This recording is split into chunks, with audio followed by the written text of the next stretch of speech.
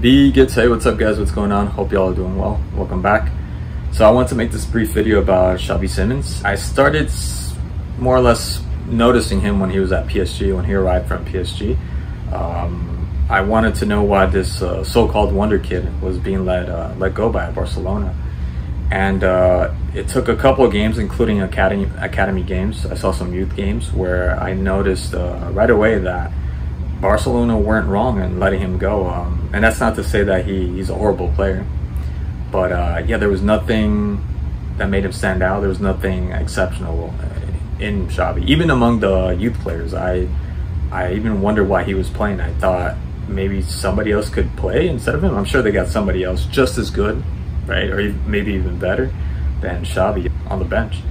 And it was always funny to me when I would see him playing the little bit of game, because he didn't have that much gameplay when Pochettino was in charge. But whenever he did play, people would always clamor and complain that, you know, why doesn't Pochettino give him more chance? He should be a regular starter. You know, he should get more game time, more minutes. And I would just kind of chuckle to myself, because it was clear to see that he's just a run-of-the-mill player. There's nothing exceptional. There's nothing that makes him stand out. He just seems like a player that can be easily replaced. I think he got more famous because of his Instagram, the many followers that he had there. He was more famous for his golden locks than he was for his footwork. So I kind of feel for the guy, because you can tell, at least from gleaning a little bit of his Instagram, that he wants to succeed, and he's doing everything he can to succeed. He's always working, he's always training, he's got the right mentality, right? As if other people don't have the right mentality. And you know, despite all that, yeah, he has gotten better, obviously, because, you know, he's been having a hell of a season in the Dutch league, which I was surprised, because I was just as surprised as him playing in the Dutch league and having a really good season as I was when I saw him in the World Cup. When I saw him in the World Cup, I was in disbelief, because I just remember him from PSG. So I said, how the hell did this guy get to the World Cup? And it turned out he was having a really good season in the Dutch league. Not to diminish the Dutch league. And even if it was the French league, you know, you see Memphis Depay having a really good season, for example, in Ligue 1 for Lyon. And, you know, going to Barcelona, and obviously the injuries and all that. But I guess, to me, it seemed, again, I wasn't following him, but I thought he was having a decent season.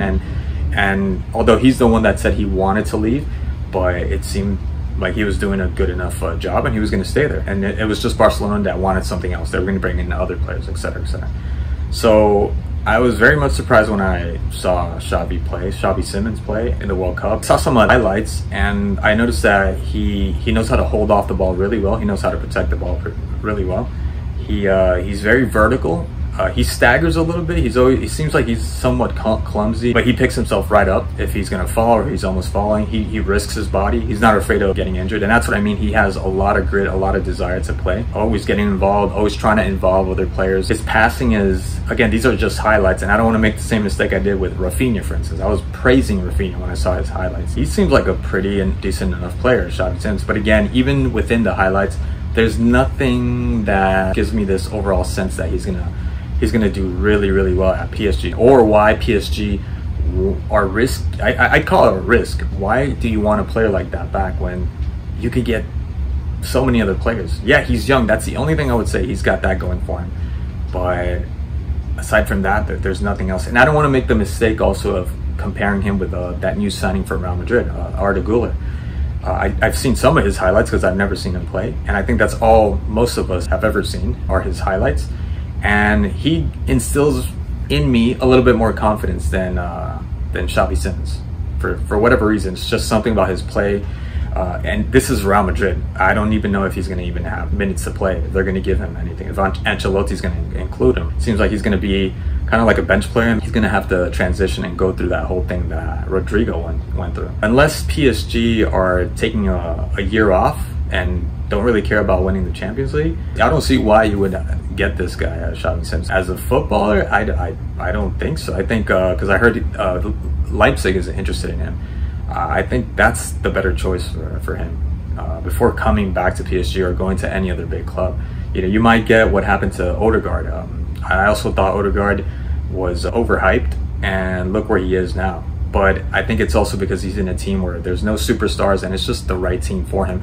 I doubt that's going to happen with Xavi Simons, because PSG don't seem, even if Mbappe leave or Neymar leave, maybe if both of them leave, I mean both of them have to leave, not just one or the other, but both of them leave, then maybe you can get Xavi Simons to play this football and get, you know, and it's going to take time too. I don't think from the start he's going to start playing the same type of football that he was playing in the Dutch league. Those are my thoughts on Xavi. Seems like a decent enough player, but just run-of-the-mill player. So that's it. That's all I wanted to talk about. And yeah, all right, peace.